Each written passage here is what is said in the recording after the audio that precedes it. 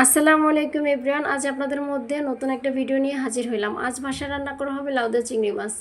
লাউদা চিংড়ি মাছ রান্না করার জন্য কড়াইতে তেল দিয়ে কিছুটা পেঁয়াজ কুচি দিয়ে একটু ভাজা ভাজা করে এর মধ্যে দিয়ে দিছি কিছুটা হলুদের গুঁড়ো, কিছুটা মরিচের গুঁড়ো, স্বাদ মতো লবণ।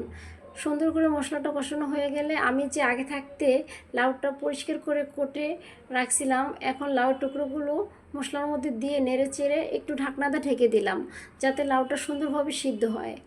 খানিকটা পর ঢাকনাটা উঠিয়ে আমি কিছুটা পেঁয়াজ কুচি, বেশ কয়েকটা কাঁচামরিচ কুচি দিয়ে দিছি। কাঁচামরিচের পরিমাণটা বেশি রাখলেই লাউটার স্বাদটা দ্বিগুণ বাড়ে। এখানে আমি একটু পানি অ্যাড করে নিছি। এদিকে চিংড়ি মাছ দিয়ে লাউ রান্না করার জন্য চিংড়ি মাছটা ভিন্ন কড়াইতে ভাজা ভাজা করে নিতেছি।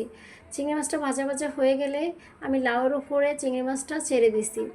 সত্যি এই গরমের মধ্যে লাউয়ের তরকারিটা আমাদের জন্য বেশ উপযোগী এবং ঠান্ডা একটা তরকারি। সত্যি লাউ দিয়ে চিংড়ি মাছের তরকারিটা আমাদের বেশ হয়েছে। আমাদের ঘরে প্রত্যেকেই এই চিংড়ি মাছ তরকারিটা অনেক বেশি পছন্দ করে। আপনারা চাইলে এই সহজ রেসিপিটা ট্রাই করতে পারেন। টাটা।